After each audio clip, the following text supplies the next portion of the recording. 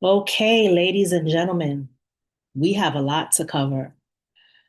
I've been doing such a deep dive on these sororities and fraternities, and it's very interesting to me how many deaths came out of almost each and every one of these fraternities and sororities.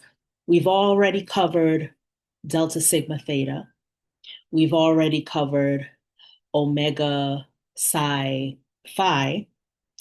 Now we're going to delve into Alpha Kappa Alpha. And after doing some research and deep dives, I've learned of two more deaths within the Alpha Kappa Alpha sorority and just a legion of other deaths that happened with regards to hazing. But in this video, I want to touch on Kristin High and Kenitha Saafir. Both were two young ladies that was aspiring to pledge Alpha Kappa Alpha. This happened maybe over 20 years ago, but still significant.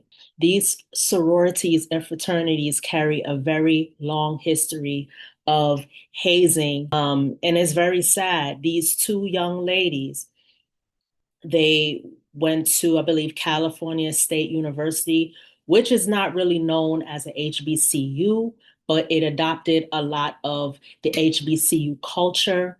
And these two young ladies wanted to pledge Alpha Kappa Alpha. Very ambitious young ladies. They both actually had, one was married, and I think the other one was engaged to be married. One of them had a son. I believe it was Kristin High. She had a son. And Kenitha had I believe, a longtime partner who she was going to be engaged to. I'm not quite sure if they were married yet. Uh, but I'll get into that a little bit later on when I play some of the video and the footage for you. And both were very, very promising careers. I believe Kristin wanted to be a civil rights lawyer, and Kenitha wanted to be a photographer. Like, beautiful, promising futures, and both died by drowning. And unfortunately, the sorority made attempts to cover it up like they've always done. I spoke in a previous video about the cover ups and lying and just the overall manipulation of the pledgees. I will show you a video of Layla. I believe her name is, I just want to get it right. Her name is Layla Jenkins. And she was in the previous video talking about the deaths of the Omega Sci-Fi uh, male. His name was Caleb Wilson. You guys can go and check that video out. But I made a mistake and said that she was a former AKA soror, but she's not. She was actually part of Delta Sigma Theta. So that's a correction that I want to make. But she broke it down and gave very detailed information about Alpha Kappa Alpha sorority because it seems like within each of these sororities and fraternities, they have a ritualistic way to admit their pledges. And it's all steeped in witchcraft, it's all steeped in occultism. And we'll get into that shortly. But I want to go ahead and start this video with the brief history as she explains it, because she could do a better job than I can. She will explain the history of Alpha Kappa Alpha and how it started. I am going to go ahead and share my screen. Just bear with me. Here we go.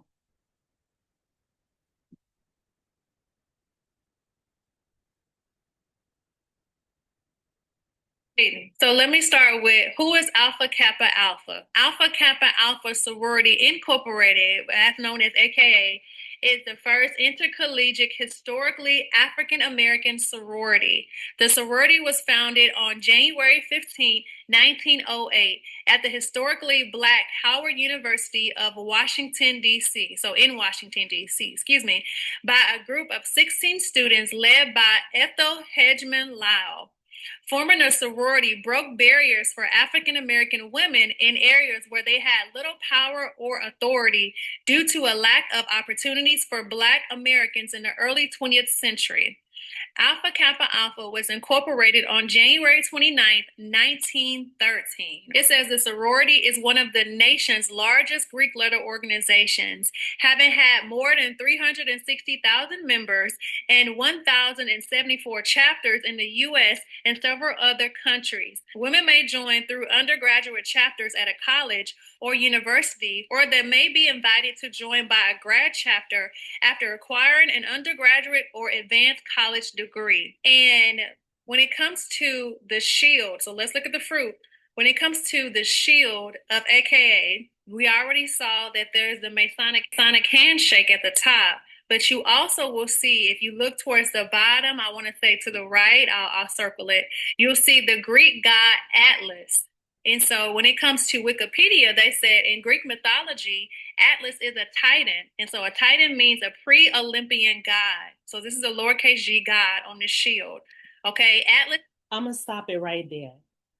Again, and I've asked this in the previous videos, what does the Greek culture have to do with African American male and females going to a university to be part of a organization? And this is all in the name of acceptance. But then you throw in Greek gods and deities that are part of these ritualistic ceremonies and part of these pledge ceremonies for them to be inducted into these particular chapters and sororities and fraternities. What does Greek culture have to do with you, Black man, Black woman, trying to further your education, further your social reach, and be part of an organization for self-betterment? Like, you're adopting a culture and a way of life that has nothing to do with you. A titan condemned to hold up the heavens or sky for eternity. And when it comes to the ivy leaf, which is the AKA symbol, it's connected to the god Dionysus. All right, I pray that's how you say his name. But when it comes to Dionysus, I want to read this and you'll see how it's intertwined into AKA. Ivy is famously sacred to the god of intoxication, wine, and pleasure, Dionysus. It is said he was bathed in the spring of Cissus, meaning of the ivy, where the water sparkled like wine and tasted as pleasant.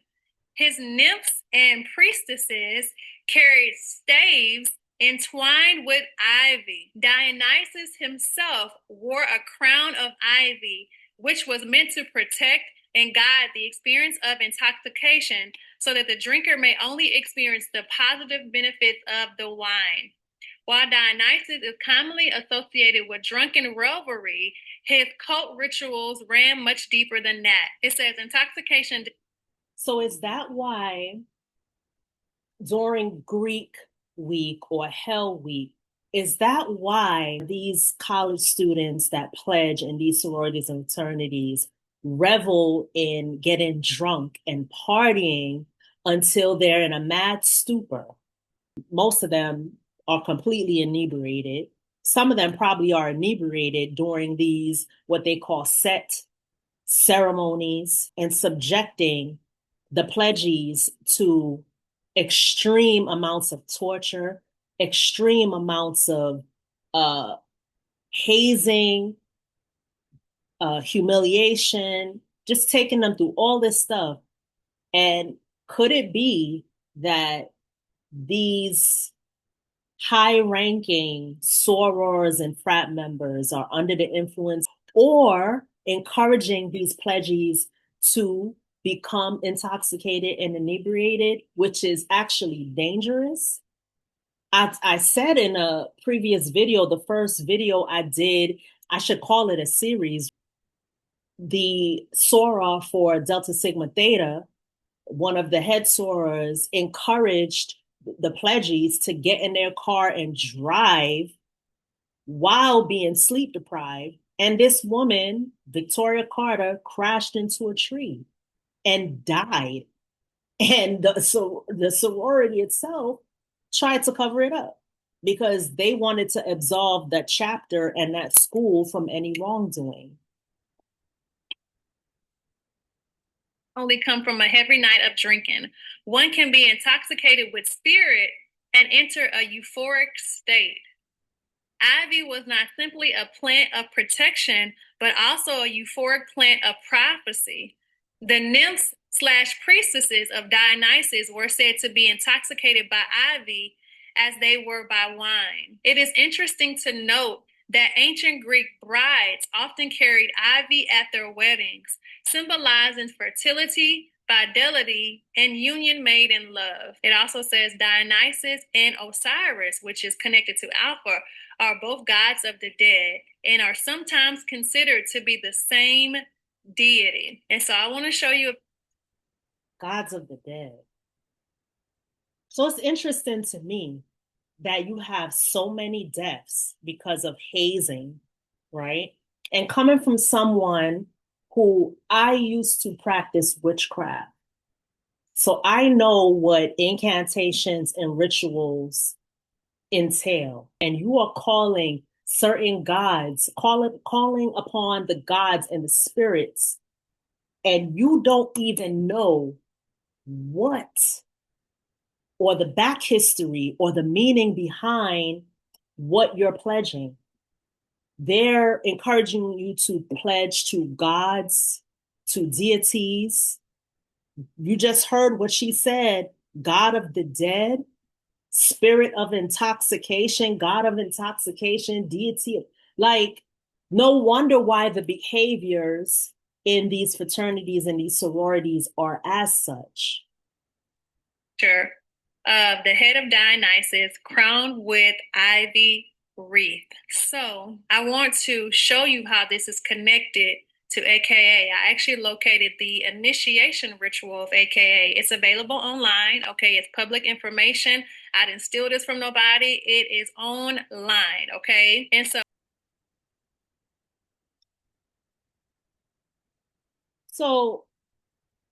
I'm gonna stop right there because she literally just pulled up the rituals and she pulled up the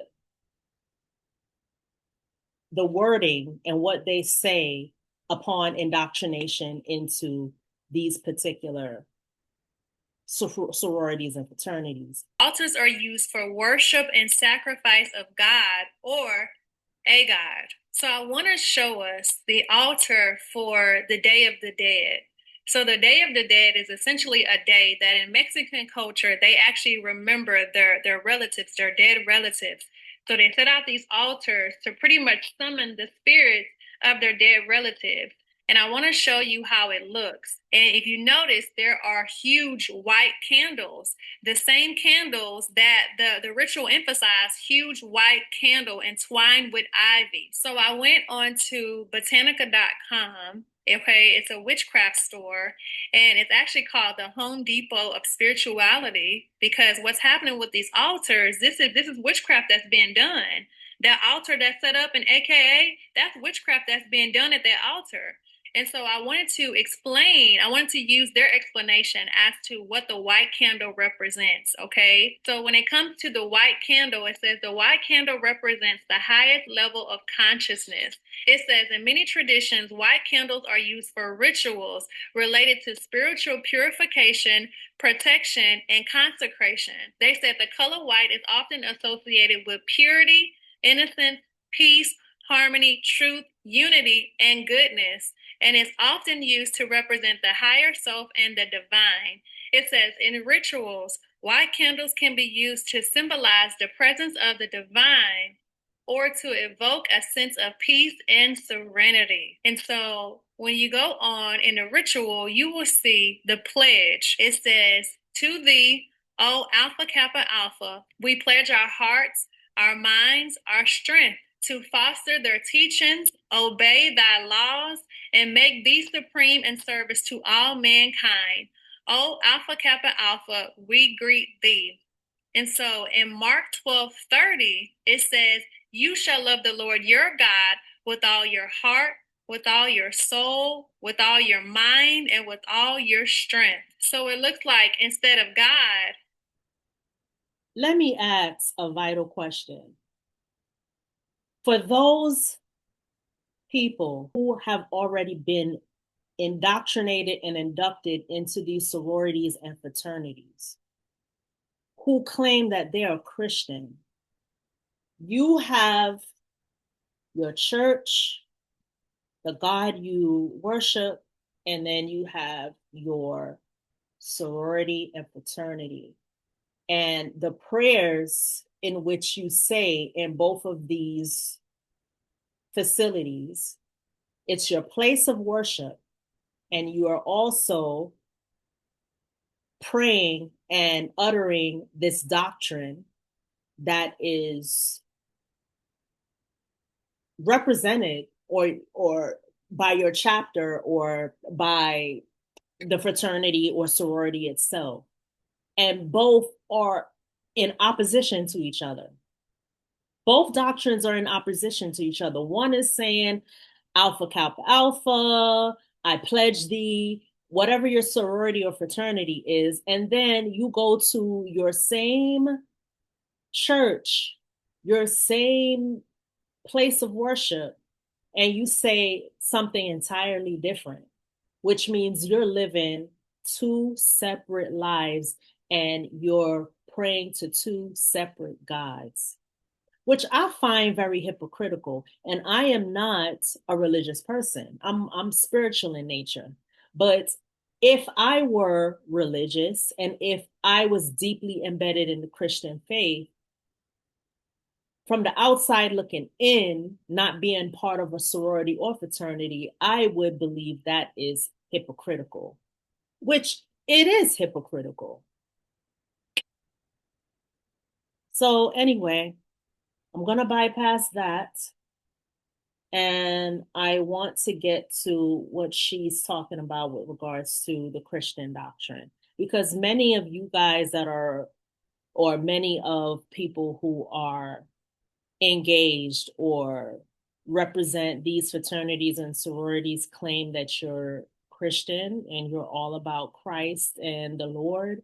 And it's like you're speaking a double language, because as long as you're in the fraternity and sorority, you cannot be in allegiance with your God or one you worship, because you're praying to two separate entities. Why is this kept? And from what I understand, you can't serve two masters. Isn't that what your doctrine implies? And so when it comes to founded on Christian principles, because let me say this, because a lot of people believe that founded on Christian principles means that it's a Christian organization. And that's the same thing that I believe. When I was a Delta, I thought that I would always actually say that when I was a president of my chapter, when I would, introduce Delta, I would always say we're founded on Christian principles. Because in my mind, that meant that we're a Christian organization, but that's not what that means. What it means is it's actually they took the principles from Christianity and applied it to AKA and created a false religion. AKA is a false religion, because the same way you have prayer, you incorporate prayer into the organization, the same way you have a hymn, the same way you have an altar, which is erected to the founder, which means it's erected to Satan behind the scenes, just like you have a chaplain that encourages AKAs to do the work of the organization, is the same thing that we have in Christianity. We have prayer unto our Lord. We have hymns unto our Lord. We have an altar unto our Lord. We have church leaders that encourage the body to do the work of the Lord. It's the exact same thing. It's just a perverted version for AKA. That's all it is. It's deception, Because when Christians here founded on Christian principles, we think that's a green light, but it's really a red flag. It's a red light. It's a red flag. And I also want to. So, given what she's saying, because this woman that's speaking, she's a Christian. She used to be involved in the sorority Delta Sigma Theta, but she denounced it and she gave that up for her faith. So she's not playing two sides of the coin here. She chose her faith over representing a sorority that was based in ritualistic practices and went about hazing the pledges so they can be accepted. She chose. Some people that are still in these organizations, and I'm talking about the sororities and fraternities, they are playing both sides of the fence. How? I have no idea. How could you represent two different faiths? And I'm going to call it a faith for on the sorority and fraternity side, because the way that these rituals are being conducted, the way the hazing and all of that, and just the allegiance that you're giving to these sororities and fraternities, when it prompts you to actually engage in nefarious behavior, yeah, you should consider that as your faith. You're engaging in activity that represents your chapter, your sorority and fraternity. So you are in allegiance with that. But where my confusion lies is you're in allegiance and you are representing two different factions. You are going to church on a Sunday, praying to Jesus Christ, calling yourself Christian, but then you have to go to your chapter meetings and show up to wherever they tell you, because you are now indoctrinated and you are a member of this sordid, and I will call it a secret society, because that's exactly how they represent and that's how they function. Many things are done in secret. Even when you have a hazing ritual and someone gets hurt, injured, or killed, they prompt to cover it up. They opt to tell the pledges and the people that were involved, you don't know anything, and they swipe all the evidence so no one can find out what's going on behind closed doors.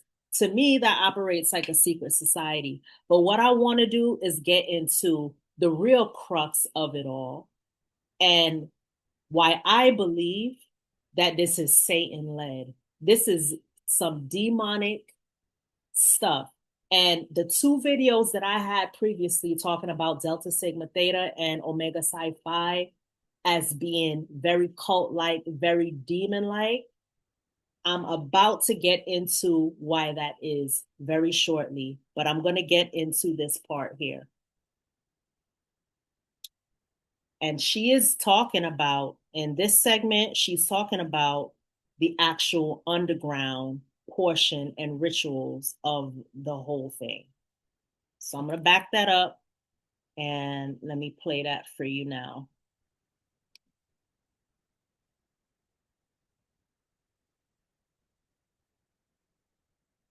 After this commercial break. Comes to underground, for anybody that's watching this video that doesn't know what I'm saying, so there's an above ground process that everybody does, all AKA do, but there's also an underground process, and this is the pledging process.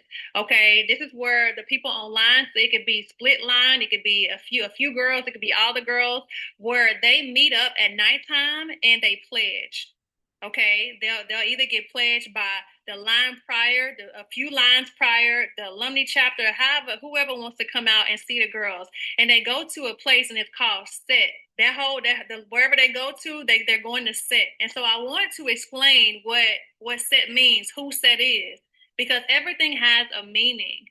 Whoever created the name Set didn't just come up with it out of their head. That was strategic. So Set is a god. He's a lowercase g god of deserts, storms, disorder, violence, and foreigners in ancient Egypt religion. And this same deity is connected to the Church of Satan. It says the Temple of Set is an occult initiatory order founded in 1975.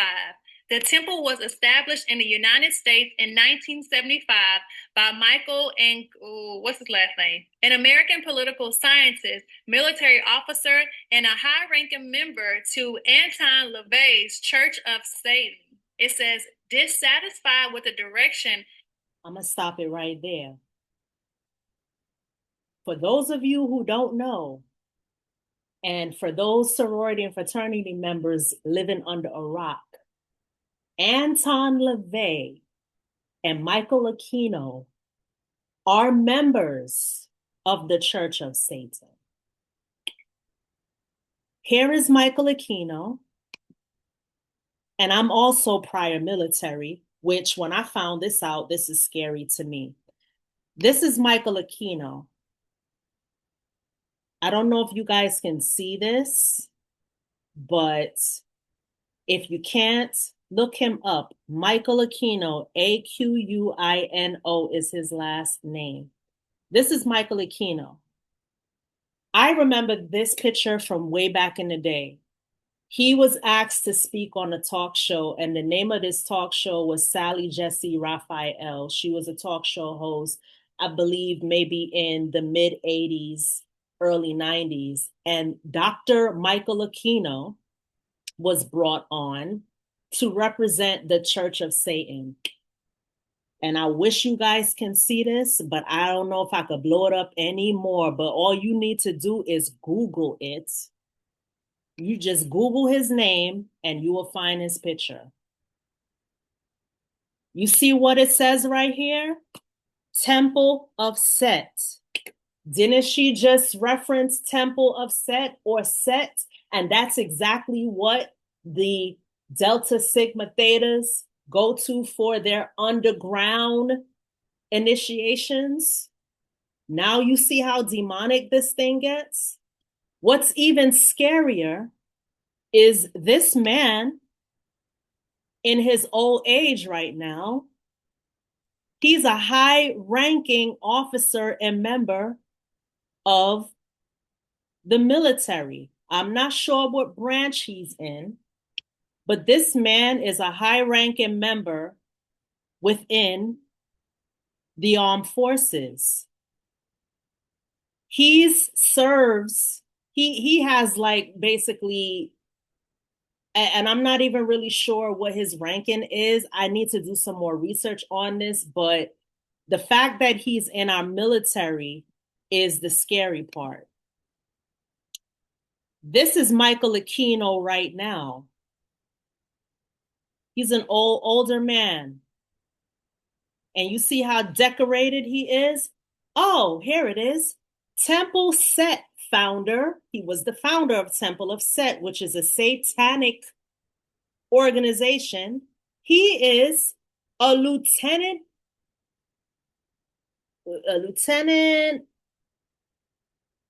colonel, I believe, died, and he died by suicide.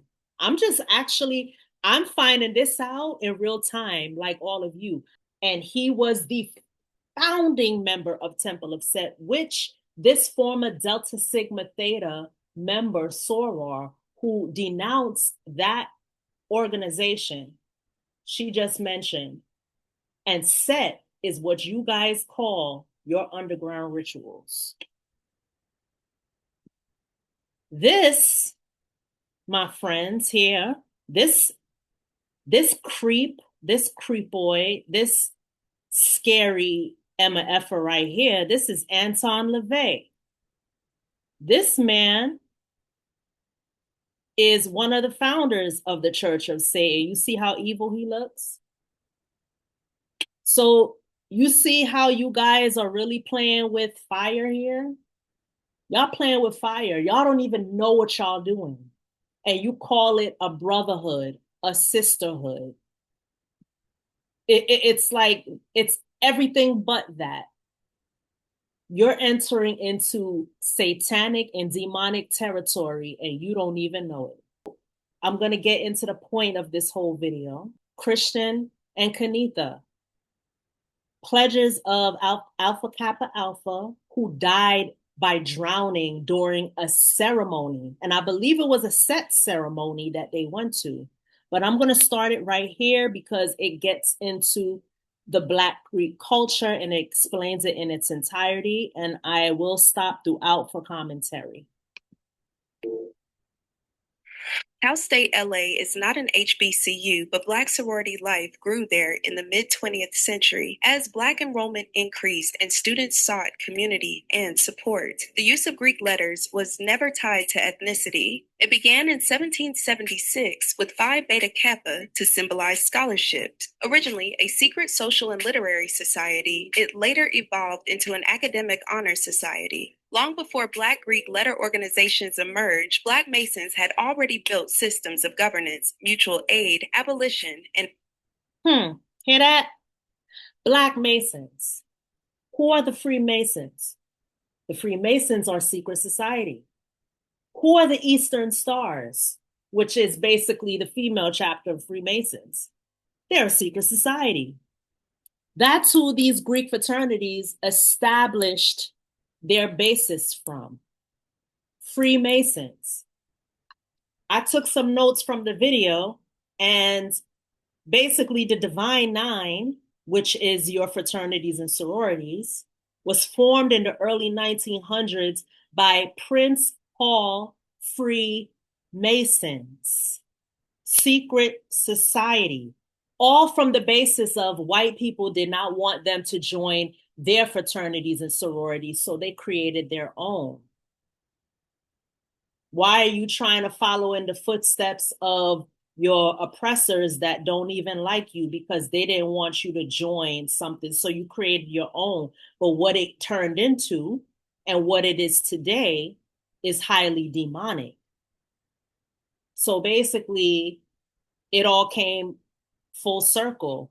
And if the devil intended, if Satan intended for these organizations to be satanic, all these deaths from these sororities and fraternities are the blood sacrifice.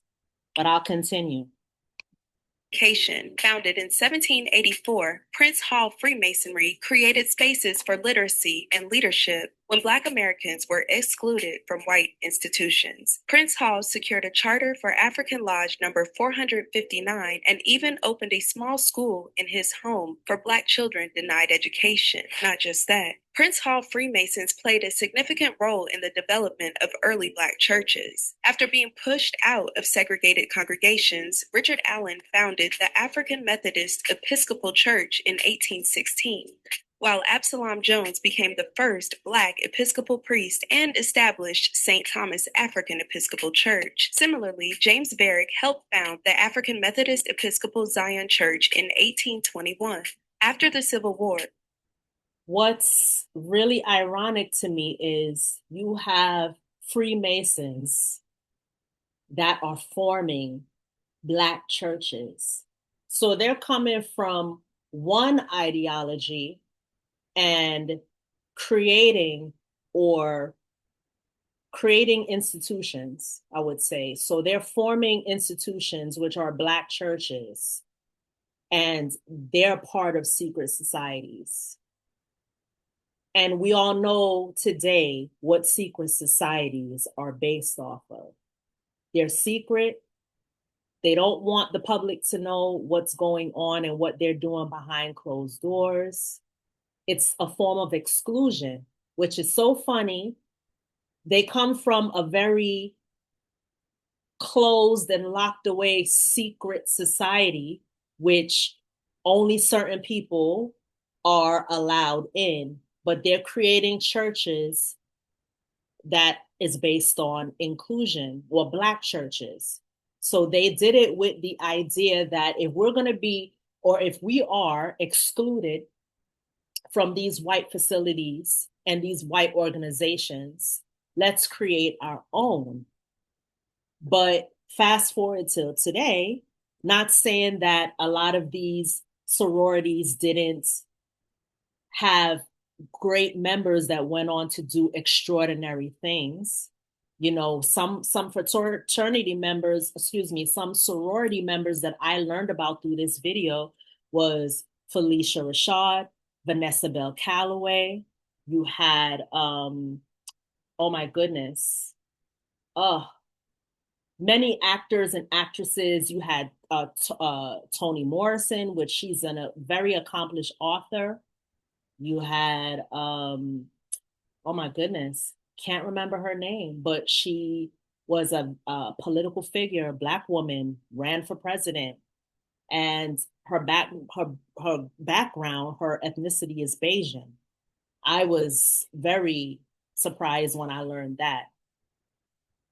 Can't think of her name though, but I do know that Regina King played her on a Netflix movie. When I get that name, I'll drop it in the comments, but I'll continue. This model expanded. Bishop James Walker Hood helped establish over 600 congregations and nearly 500 church buildings, contributing to today's 70,000 Black churches, which are homes to millions of Christians. Masonic networks also supported higher education. Again, the irony. Now you look at today and you look at a lot of fraternity and sorority members of today who claim to be Christians, but they're engaging in these ritualistic occult practices that the Bible speaks against. Do unto others as they would do unto you. They practice necromancy. They do all this occult and have all this occult symbolism within their practices. And it has nothing to do with Christian faith. And again, I am spiritual.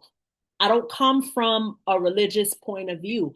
I'm speaking with regards to how hypocritical a lot of these members of these fraternities and sororities are when it comes to practicing and worshiping and being in allegiance to two different sects of beliefs and ideologies. Is crazy. Institutions from the ground up, like Alabama A&M, Morris Brown College, Morgan State, Tuskegee University, Lincoln University, and Wilberforce University. Black Greek letter organizations later adopted this tradition to represent shared purpose, values, intellectualism, and service. The Divine Nine formed in the early 1900s when Black students were excluded from housing, facilities, and campus life at predominantly white institutions. In response, Alpha Phi Alpha was founded in 1906 at Cornell to provide support, leadership, and community. However, it was not easy. They discouraged Black students from participating in almost everything, including social interactions as personal as dating. According to a former pledge of Gamma Phi Beta, she quit her pledging process. Stop it right there. I am going to fast forward it to the hazing rituals. Actually, I'll stop it right here. Okay, let's stop it here.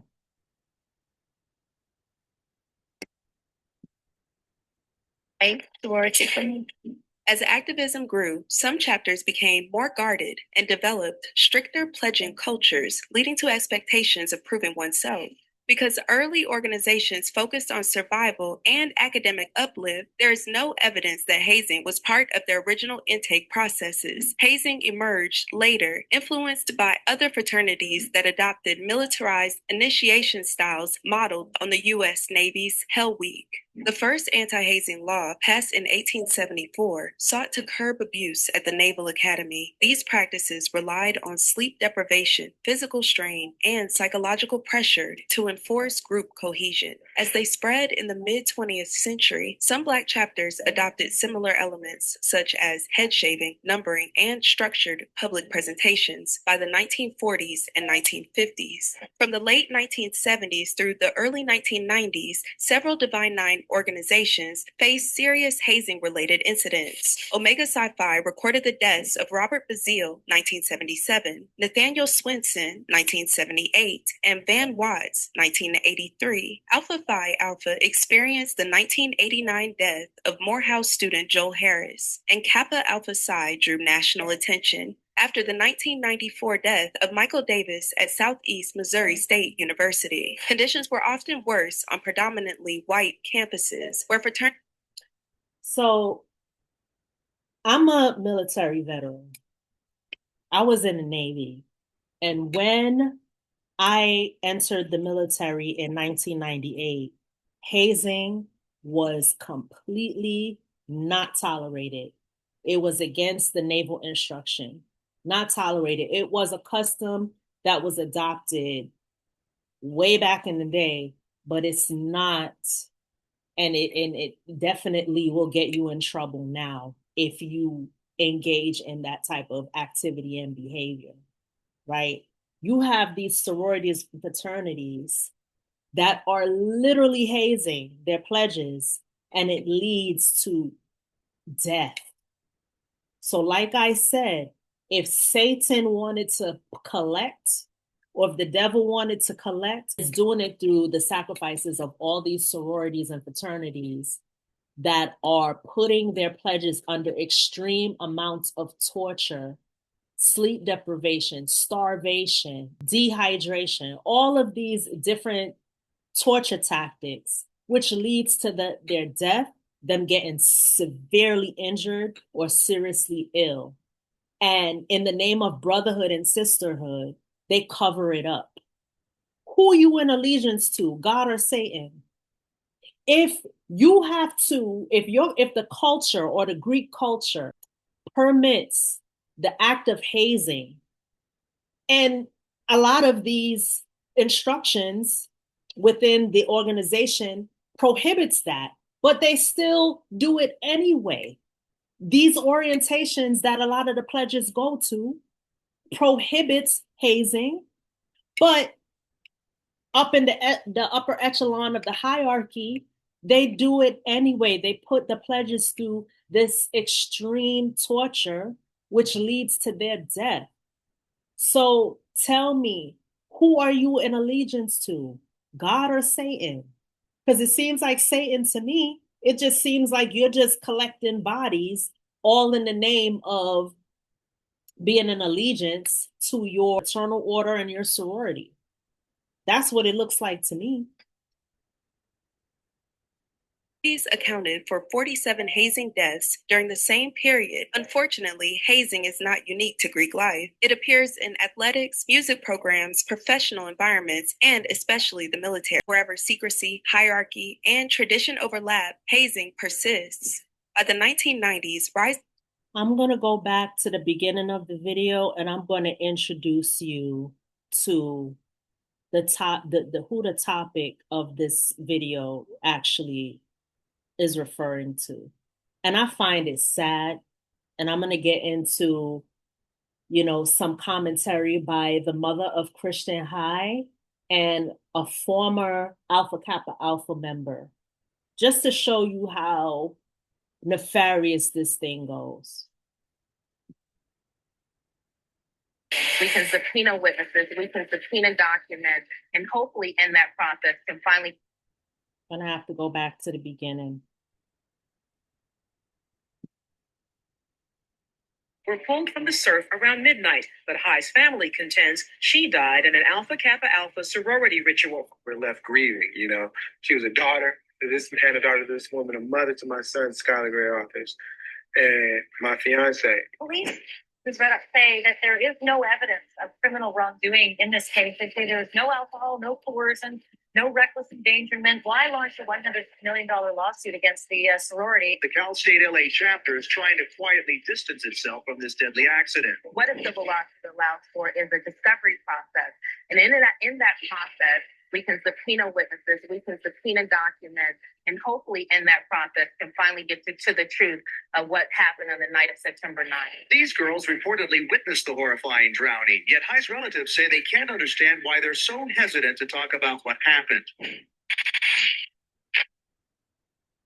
again, the cover-ups, the lies. They're covering up actual deaths. They're covering up hazing practices that are not even allowed in these fraternities and these sororities. They're covering up actual deaths. And they're coercing the people who were involved or the people that witness it to tell a different story. It happened with Victoria Carter. It happened that was a part of Delta Sigma Theta. It happened with Caleb Wilson. That was a part of Omega Psi Phi. And now again, it's happening with Alpha Kappa Alpha in the deaths of Kristin High and Kenitha Saafir. Really? I'm sorry, Kenitha Saafir. I think I pronounced her name wrong. But what the hell is really going on here with these sororities and fraternities? Like, in my opinion, they should, all of the chapters, every last one of them should be shut down. Because back in the day, when the older generation started this thing, it was more calm. It had more order and structure, and they were not inflicting torture and scare tactics on the pledges. It was order, it was structure, and it was dignified. Now, I don't know what the hell it is.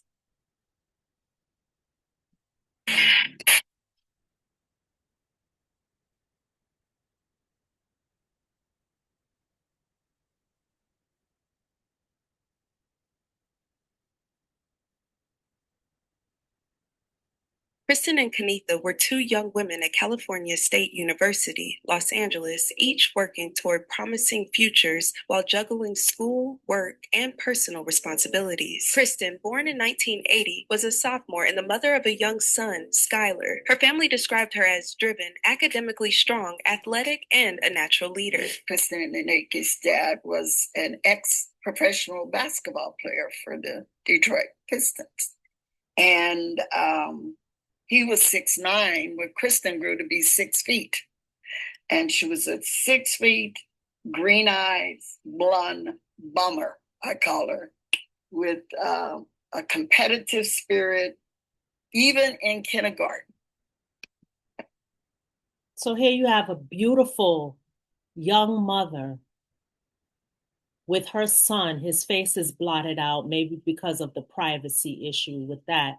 But beautiful young mother that only wanted to be part of something bigger than herself by pledging to a sorority, died at the hands of that very same sorority. It's tragic. When I took her to kindergarten in her first week or two. Let's get to, look at her. Beautiful. Beautiful. Let's get to Miss Kenitha. Entrepreneurship, worked part-time as an office manager and teacher at Ruby's Christian Academy, and served as president of Cal State NAACP chapter and a member of the organization's National Youth Work Committee. Look at She all was she also did. supported by her fiancé, Holman Arthurs, who remained deeply involved in her and Skylar's lives. Kenitha, born in 1978, was a senior at Cal State with a deep passion for photography. After transferring from Kings River Community College, she continued to develop her artistic skills while working full-time as an IRS tax specialist. I met Kenitha at church in Los Angeles. I went to California State University, Long Beach, and she had just transferred to Cal State Los Angeles. When I met her, we instantly just hit it off. I really liked her. I liked her family and her husband. Kareem and Kenitha were such a good pair. Everyone else just kind of disappeared when they were together. Close to finishing her photography degree, Kenitha hoped to one day teach art to young African-American students, helping them build confidence through creative expression. She was supported by her husband, Kareem, as she balanced her career with her academic goals. I met Kenitha Martin when she was 18 and I was 20 years old. She had a strong personality. She was a really good friends, supportive and bubbly, like to laugh and have fun. We were together for 3 years before I just got on a knee and asked her, was she married? So here you have two beautiful young ladies, promising futures, supportive spouses, and they died at the hand of sorority. Like this sorority literally snatched their life away by something so pointless, and it should have never happened. What happened to them, this whole drowning situation, it should have never happened because they had bright futures. They had people who loved and cared about them. But what did they do? What did the sorority do? I'll get to that shortly. Because she kept it from me. Yeah, let me back up. But knowing that hazing might come up, I've had some reservation about her pledging. I don't know when Kristin started pledging because she kept it from me. Kristin would receive all kinds of calls from the big sisters. Unfortunately, not all chapters are the same. Some have their own agendas and lose sight of the mission of sisterhood and service, which allegedly happened with the Sigma chapter. The Sigma chapter, established in 1922 at the University of Southern California by Marion Garrett Hall, was one of the earliest chapters on the West Coast and functioned as a citywide undergraduate chapter serving Black women from multiple Los Angeles area colleges. As the sorority grew, USC students formed their own campus-based chapter, Iota Beta, chartered on May 18, 1974, with support from the graduate chapter under national and regional leadership. The Sigma chapter laid the foundation for AKA's presence in Los Angeles, leading to the establishment of a permanent USC chapter. Many years later, Kristin and Kenitha hoped to join because they longed for sisterhood and community. What they did not know was that the Sigma chapter had been suspended for pledging violations more than 2 years earlier. A former pledge of the Sigma chapter spoke out in a documentary about hazing during that time, explaining that she left the chapter due to the intense hazing that occurred before Kristin and Kenitha pledged. Sigma chapter did not have a home. And so most of our sessions would be at random places or the houses of some of the sisters. We all had to wear. So the woman speaking right now, her name is Aquino C. And she is a former pledge of the Alpha Kappa Alpha Sigma chapter. And she's talking about her ordeal and why she chose to stop pledging. Like in the middle of her pledging process, she was like, nah, I'm done. I'm out of here, which I give her a lot of props for that. Same attire, black sweatshirts, black bras, black panties, black sweatpants, black socks, and black shoes. We were instructed to have our pledge journals at every session. We were to take notes on the history, list things about our line sisters that we were supposed to know about. On the weekends, we would be instructed to go to some of the boyfriends' homes, the big sisters, to clean their houses, wash their cars. My line sisters spending exuberant amount of money, maxing out credit cards in order to please the big sisters. So is that sisterhood? So I'm supposed to go into financial ruin to please the more senior and tenured sorors within the sorority. Why? To just be accepted into a sorority and to have that moniker that, oh, I'm an Alpha Kappa Alpha, but you're putting me through hell, literal hell, to get there? But us continuing to show up, I guess, was a way of them being able to say, okay, she really wants to be part of this. And so that's when the physical events began.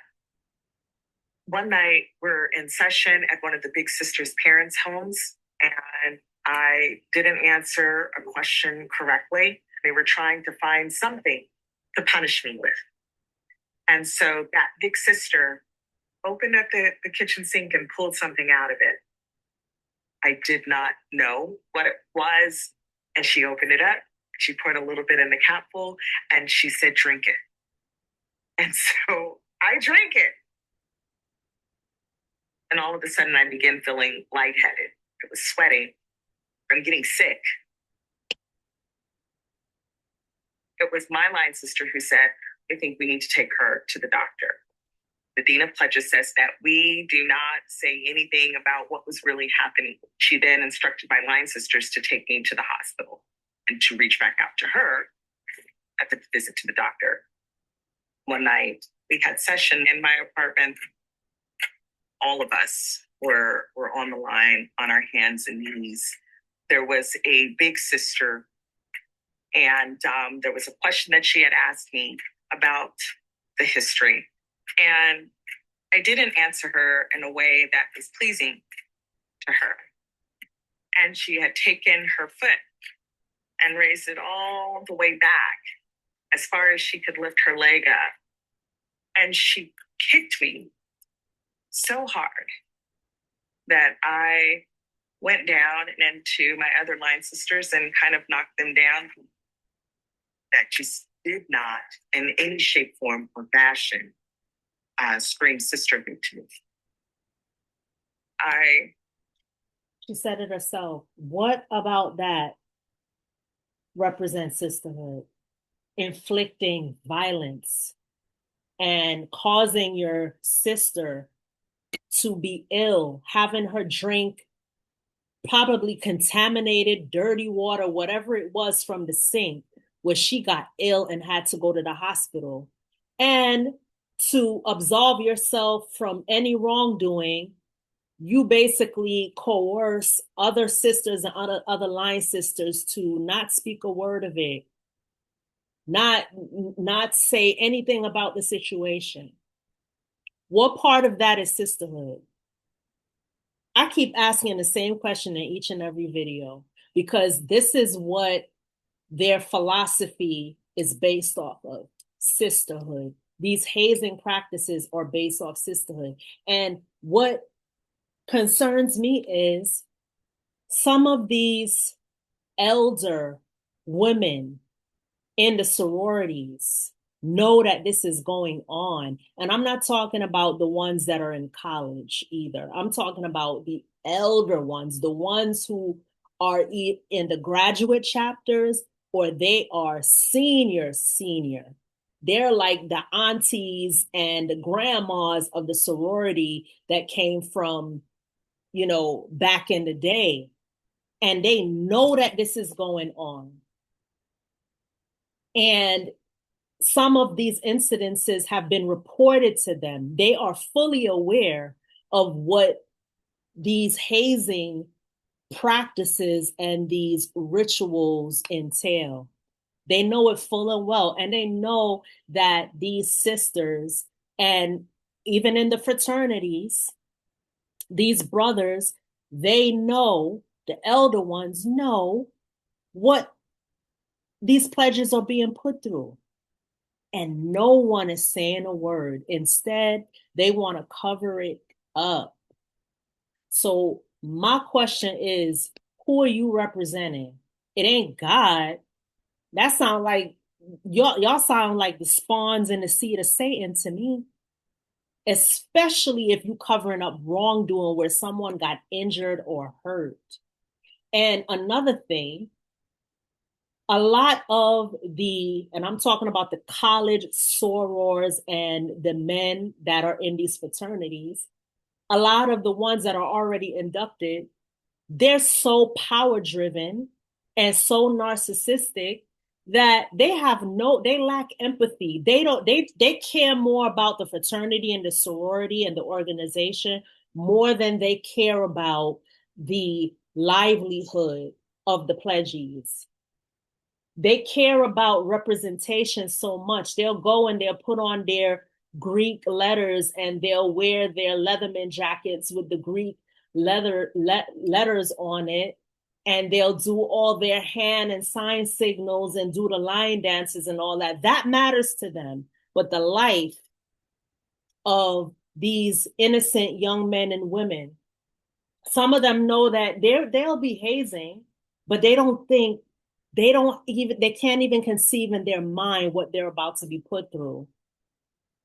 And these elder sorors and the fraternity members, they don't care. They're representing and they're following the customs of their sorority. They don't think about the customs that actually formed the organization and their chapters. They don't think about the history of it. They're showing it off for sport. It makes them popular on campus. Treating someone who you consider beneath you makes you feel better about your status within your organization. Nobody's lives matter. And then what gets me is you have these same sororities and fraternities showing up and calling themselves being representatives of movements like Black Lives Matter and different things of that sort that involve the Black community. But they don't give a crap. They don't give a shit about the members that are entering into these fraternal orders and these sororities. They don't care. What matters to them are those Greek letters. What matters to them is how they are being perceived and how they're representing an organization that's supposed to be based off of community, sisterhood, brotherhood. Give me a break. Myself together, and I got up and I looked at her and addressed everybody else in the room. But as far as I'm concerned, session is over. I'm done. Get out. Get the fuck out after she was just kicked by a soror. And y'all call that sisterhood. Yeah, all right. I made the decision to drop. I felt relieved, but it hurt to walk away from the women that you had a common bond with and hoping that one day we're all going to be these prestigious, intelligent, professional women who had to go through hell to get to where we're at. I am absolutely thankful and grateful that I left when I did. And had I would have stayed, I would be associated to what came shortly after me. And that's what people should be thinking about. Who are you representing? Are you representing the organization, the chapter? Like, who are you really representing? Because it goes way beyond that now. These acts, these nefarious acts, and what these gruesome scare and torture tactics that you put your pledges through, it does not represent anything good. So who are you representing? She walked in. She had a cloth over her lip. So before I go on, this is the mother of Kristin High, who was one of the females that drowned during I believe it was an underground ritual set, whatever they call that thing that they do. And I noticed her lip was bleeding and her tooth was missing on the side. Then I walked in the bathroom with her and I said, Kristin, what's going on? What happened? She said, oh, it's going to be all right, Mom. And I says, no, it's not going to be all right. If they're bringing on to you, you need to stop. And sure enough, that was about 2 weeks before she died. I was upset at my sister for allowing someone to do these things to her. because I know that we were raised differently. This is the sister of Kristin. But I also know that my sister felt like whatever she puts her mind to, she's going to complete. Both Kristin and Kenitha talked about quitting, yet struggled with the idea of giving up on something they had worked so hard for. Because, as I mentioned before, her and Kenitha were Class A ladies. And everything that they put themselves to do, they were successful in doing it. And she thought, I don't know how she thought, but the way I think is that she thought she could do it. She thought that she could. I was shocked. Nikki could tell you too. We were shocked because Kristin don't take nothing off of anybody. And the things that we heard as the pledging, as we were going through depositions and different things that I heard that they did to my daughter, we were shocked. And I think because of my two aunts being 50 Years Sorrow, all the famous people that was part of the AKA, and she thought that would be a step into making what she wanted her life to be a leader, entrepreneur, and to help other people. Everything escalated. So it could be very misleading because you have all these great figures that come out of these fraternities and sororities. And a lot of these pledges go into these fraternities and sororities thinking that this is going to make me an upstanding human being, a better man, a better woman. And I would say, I'm not even going to bash them, these fraternities and sororities all the way. I would say that they produce some very, very well-meaning and successful individuals. Some civil rights activists come out of there. You have journalists that come out of there. I believe Lamont Hill was a part of an organization, and he definitely is an influential journalist. You have a lot of public figures, actors, actresses, civil rights leaders that come out of these sororities and fraternities, and it definitely influenced them to be who they are. When you fast forward it to now, though, with the hazing going on and all the deaths that happen just within the 21st century alone, you have to ask yourself, what is the point?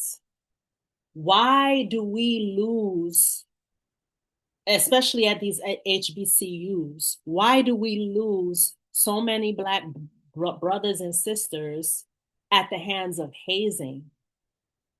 When they went into these organizations with every intention to better themselves, and instead their life was cut short at the hands of the practices and the rituals that these fraternities and sororities conduct.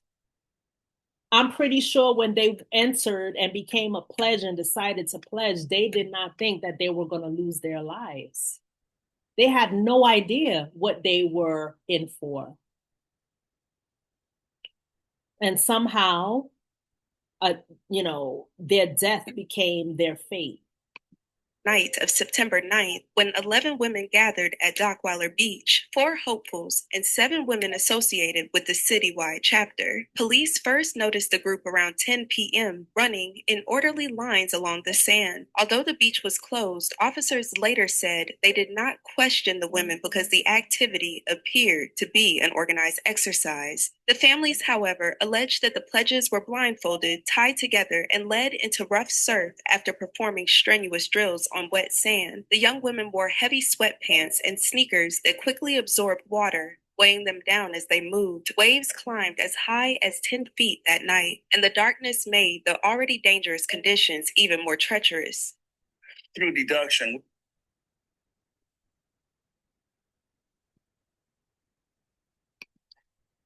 So next, you have the legal counsel that's representing Kristin High's family speaking. And we believe that They were blindfolded with their hands tied. And they got out of the car and walked towards the ocean. They were required to recite the history of the sorority at the same time that they're going through the calisthenics. We were running down the beach. They were using a lot of energy at approximately 10:30 p.m. at night. And the one last thing to do was to go into the ocean. As they went into the ocean, there was a Simon Says sort of practice that was taking place. What happened, though, was the condition of the ocean at that time dramatically changed. And as a result, when the waves came through, it knocked down all four of the girls. Two of the girls were able to walk out of the ocean. Instead of just thinking about saving herself, we believe that she sought to save Kenitha, who didn't know how to swim. And in the process, Kristin High, a good swimmer, ended up drowning as well. Witness. So Kristin High, at some point in this video, I learned that Kristin High was an experienced swimmer. She took lessons as far as being a lifeguard. So she knew how to swim. She knew Kenitha. Kenitha was her line sister. She saw Kenitha drowning and she attempted to save Kenitha, when instead the wave took them both. My question is, why would you have a whole entire line of women at nighttime with high waves go into the water, do calisthenics and all of that, go into the water with their hands tied behind their back, blindfolded? Like, the stuff that they do, I'm just like, do they have common sense? Do they know that this is not, do they know that this has a potential to be dangerous? Or like, do they have no empathy at all? Like, do these sorors have no empathy at all? It seems like once you get into these fraternities or these sororities, if you had empathy before, your empathy is gone, and probably your common sense along with it. How could you allow for that to happen? How could you put someone in imminent danger? The waves was high. You could look at the coastline and you could see the waves coming in, and not one person said, oh no, wait, this not only could be dangerous for the line sisters who are pledging, but this could also be dangerous for us. Let's go to another location and let's do this in another location. But they chose to go by the water in the dead of night, high waves, and have these pledges blindfolded with their hands tied behind their back. Said Kenitha was pulled under first. Kristin, known to be a strong swimmer, reportedly rushed in to help her, but the powerful riptide overtook them both. At 11:22 p.m., dispatchers received calls about screams for help. Officers arrived within minutes and saw two bodies drifting offshore. They entered the water fully clothed, pulled both young women to land, and attempted CPR alongside paramedics. Despite their efforts, Kristin and Kenitha were pronounced dead at the scene. The coroner ruled the cause of death as drowning, and early police reports described the event as appearing accidental. Although authorities claimed it was an accident, the family did not agree and believed the girls were covering something up. According to the High family's attorney, the girls even met after leaving the beach that night to align their stories before planning to return some of Kristin's belongings and her car the following day. We understand that after the drowning, the chapter of Sigma that were responsible for the pledging that night decided to all meet up at someone's home. Someone had destroyed Kristin High's daily journal of her pledging activities, and that journal has never been recovered. We understand that in that meeting, they decided to come up with certain versions of a story of what happened that night to try to protect themselves from being expelled or engaging in hazing, and to try to protect the national organization and the embarrassment that this type of conduct brought to the organization. Patricia was awakened. So, again, cover-ups, lies, changing versions of the story so they could all be in Moving spectrum makes so they can all be in one accord with each other. Like, if this is not the activities of a satanic cult, I don't know what is. And that's exactly what these fraternities and sororities operate as, a freaking cult. Everybody's story has to align. You have to be in allegiance with what, or the version that did not happen, as opposed to what really happened, so you can keep the inner workings of the sorority from being exposed.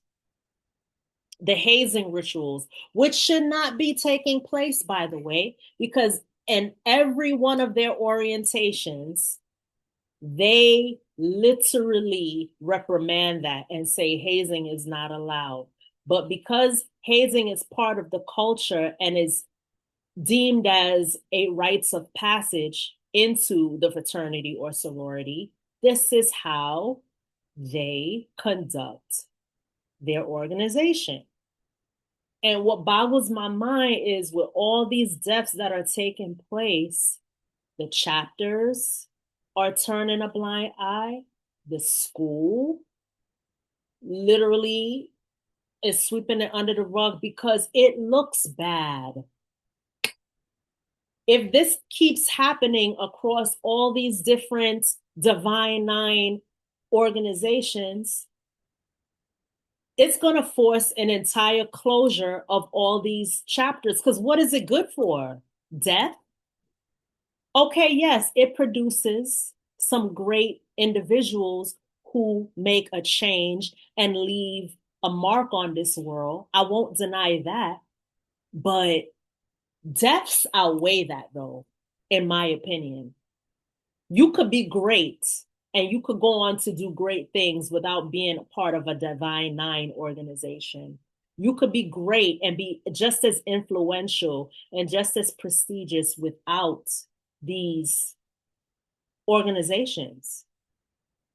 If they shut entire chapters down and let every individual that goes to an HBCU, or every individual period, because it's just not HBCU schools that are involved in these sororities and fraternities. You also have secret society fraternities and sororities within white communities as well. And I'm pretty sure they have deaths among them as well. So it's going to cost me to be unalived because I want to be accepted. Insane. Wakened by officers in the middle of the night and immediately sensed something was wrong. None of the women who had been at the beach contacted the families, raising her concern. And the doorbell rang. I'm going down the hallway. Kristin, where's your key? I said, oh, that's Kristin. She done left her key somewhere. And so as I opened the door, here stands LAPD from the Pacific District and a chaplain, and also the mother-in-law, Kenitha Saafir, standing at my door. And when they were standing at my door, the LAPD officer says, do you know Kristin? Hi.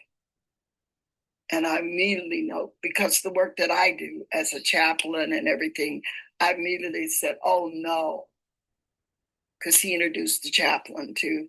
And I said, oh no, is she gone? Is she gone? And they walked in, I let them in. And then Skylar runs down the hallway crying because I'm crying and screaming. And they said, yes, it was a drowning accident. That's rung in my ear. A drowning accident. And what a way to find out that your child died. What a way to find out. And then this is her mother who is taking care of her young son while she's out with the sorority doing this whole initiation crap. Her son and her mother is at home, and this incident happened to her, and the police comes to her door along with the, I believe she said, mother-in-law of Kenitha shows up, and you have to find out that your child died because of this incident. It's like, it's ridiculous. It's ridiculous, and it's pointless for lives to be lost because of hazing. It's pointless. Reason why that rung in my ear, the one thing at our school, and it was called Ruby's Christian Academy, that every kid had to learn how to swim. And Kristin had applied for a lifeguard. She passed it, but she moved on to something else. And so there, the mother is telling you that Kristin knew how to swim. Kristin could swim, right? But she lost her life in the process of initiating or being part of these practices that the sorority puts you through. I'm going to continue this. I'm in the den. Little sisters walked in the house, and they were crying, saying they were sorry. And I said, what happened? What went on out there? Tell me the truth. And one of the sisters began to tell the story. That's when one of the pledgees is just like, they told us don't say anything. She shouted that out. And that's when they all shut down. Then they said, we got to go. And they start walking out of the house. I immediately knew that they were covering up something. Everything that Kristin got from AKA was kept in a box in her bedroom. Every time they go to a session, they would take their items with them, along with the journal. But when they brought the car back, all her items was missing from her car. Only thing that was left in her car was Skylar's car seat.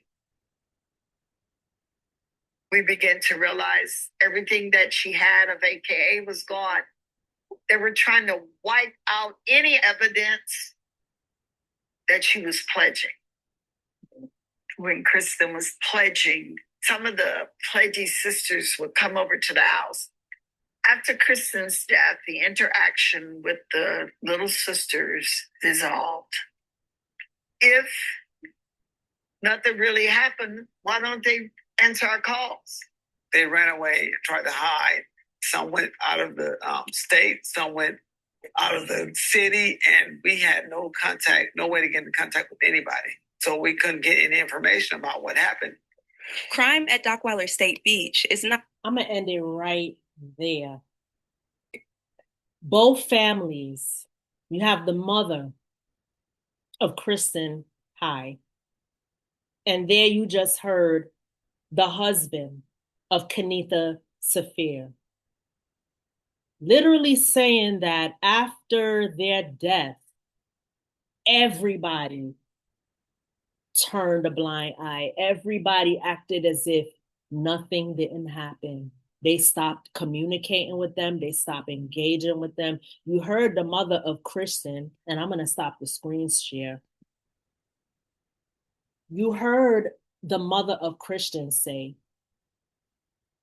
that they all came to the house, the sisters came to the house, and the mother asked them, what happened out there? Tell me the truth.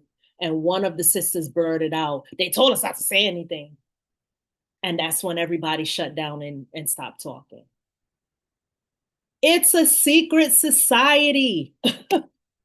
It's a freaking secret society if I haven't heard of any. Like, everything is done in secrets, cover-ups, changing stories, coercion, all of this stuff is going on. It's like a criminal syndicate.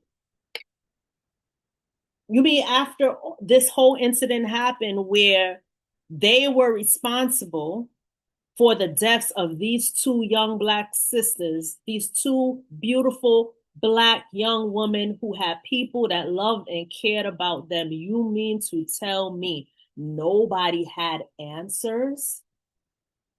And I didn't even go into or delve into when this went up before the court, and they were still trying to claim, I'm talking about they, meaning the Alpha Kappa Alpha Sigma chapter, was still trying to claim innocence, saying that during that incident, that chapter was expelled. But they were still operating, though. They were still collecting money. They were still doing events. And although that they were expelled from the school, they were still operating like an organization. They were still accepting dues and all of that, and still functional and operating like an organization. But their excuse during the court proceedings was, oh, the chapter was expelled or defunct. The chapter was suspended. That was their excuse. Trying to absolve guilt when two women lost their life at the hands of their practices, their hazing practices. And that's not demonic to you? They were literally working for Satan. These organizations, I can't speak for back in the day, but from what I see and what I've learned, and these are across many different fraternal orders and sororities, from what I've learned, they're operating like a criminal syndicate. And they're working for Satan. They're not working for the better good of their pledges and the entire organization. They're not operating in an altruistic manner, doing good for others and all of that. If they were, what's going on with all these deaths? So that's where I'm going to leave it. I will put the references and the resources that I obtained to create this video in the description. So you can watch the videos, you can do the deep dive of your own, and then you can make a general assessment for yourself. Because to me, this is all satanic.